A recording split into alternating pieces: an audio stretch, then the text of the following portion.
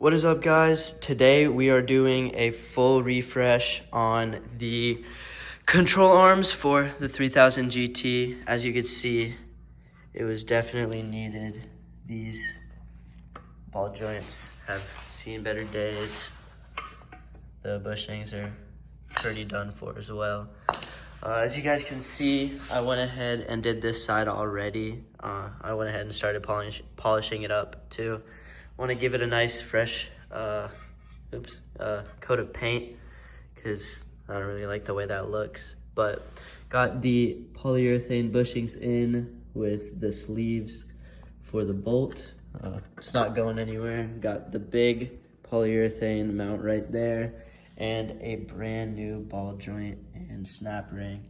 For this one, all I have to do is finish wire brushing, cleaning off that rust in the paint, and then I'm gonna give you guys a how-to tutorial on this one. So before you can put the urethane bushing inside of the casing, you have to grease it first. And I already went ahead and put a little bit of this grease on the inside here. That's if you can see, I'm not sure if the lighting will get it, but that's what that green stuff is in there. You want to put a little bit on the outside of the bushing, because if you don't, then these things will tend to squeak as they get more friction between the parts. You want to find a good grease that's waterproof and can hold up to high heat. That way it doesn't wash off or get hot and then just run off. I also definitely suggest a glove for this because that stuff is sticky and not fun to wash off your hands. And then I'm just gonna go ahead and press it in with my vise here.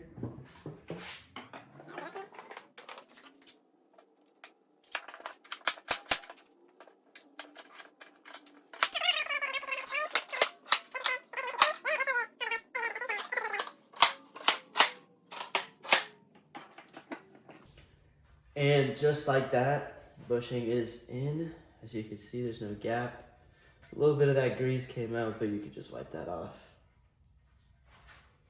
The next thing that you're gonna wanna go ahead and do is put in the sleeve. This is what goes in between this hole and has a contact with the bolt that goes to the bushing. And again, on any surface where two parts are going to be connecting and maybe making friction, you're going to want to put a little bit of the grease. That way you don't hear that squeak, because it does get very annoying after a little bit. Alright, then I'm going to basically do the exact same thing I did with the bushing, just with this. And unfortunately I am going to have to touch it, but that's fine.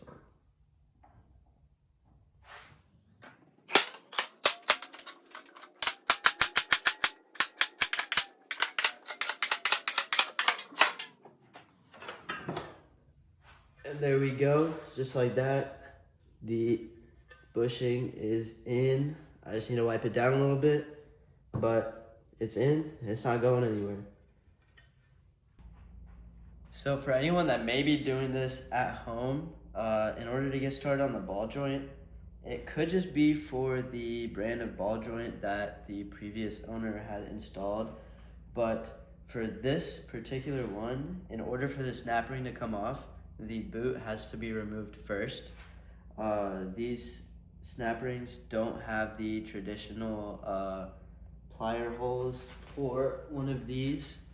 So I had to take this boot off, and now I had to, unfortunately, because it's seized to the control arm, I have to take a chisel, and I just have to see if I could beat it free. So that's what I'm doing right now.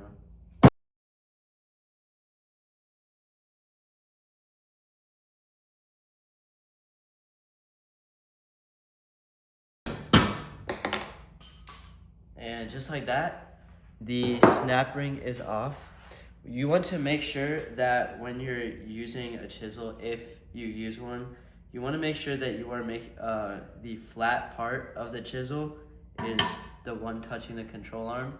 So that way you're prying the snap ring up instead of chiseling into your control arm. Just a little tip for y'all there. But now I should just be able to hit the top of this with a mallet and hopefully it'll come out.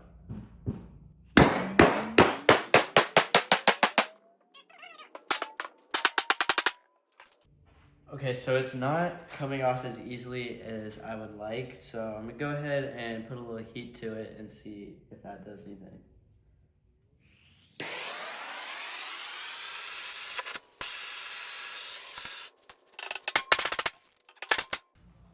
So the fire didn't work and the hammer didn't work, so last option is this tool. They rent them out at pretty much any AutoZone, O'Reilly's, Advance. It's just like, I think it's a bearing press tool or a ball joint press tool. Basically, it's a big clamp on the bottom. You find a little cup that fits around the thing you're trying to press. For this example, ball joint. And then on the top, you get something that fits on the thing you're trying to press, and it'll just press it through. So I can use this breaker bar to see if I can get this thing out.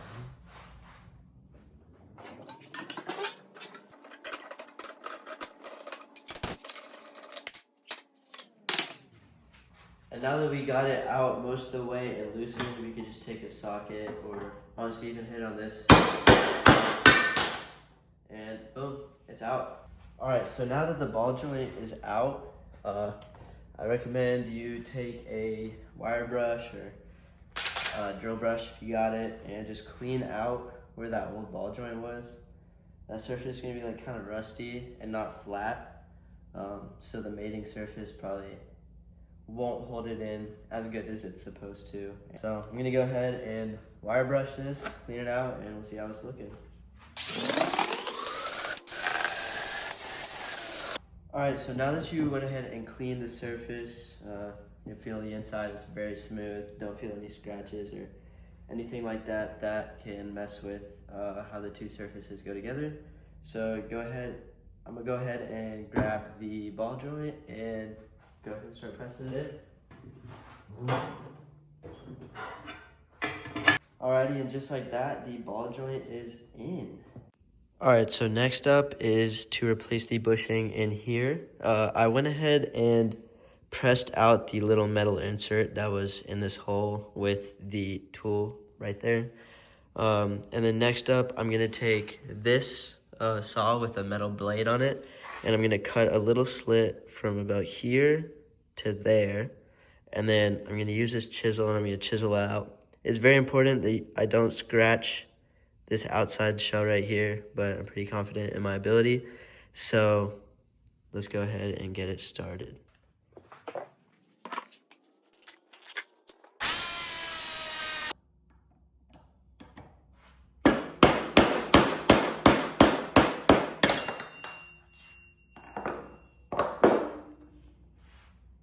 There we go. That is the outside casing of the bearing. The inside is perfectly fine. All right, so it's the next day, and as you can see, going ahead and getting a lot of that old paint off so I could repaint it. The old paint was not doing the best job of sealing the surface, so going ahead to repaint that. As you can see, I got the new bushing pressed in here with the sleeve. I got it back on the old control arm, and now we just got to repaint.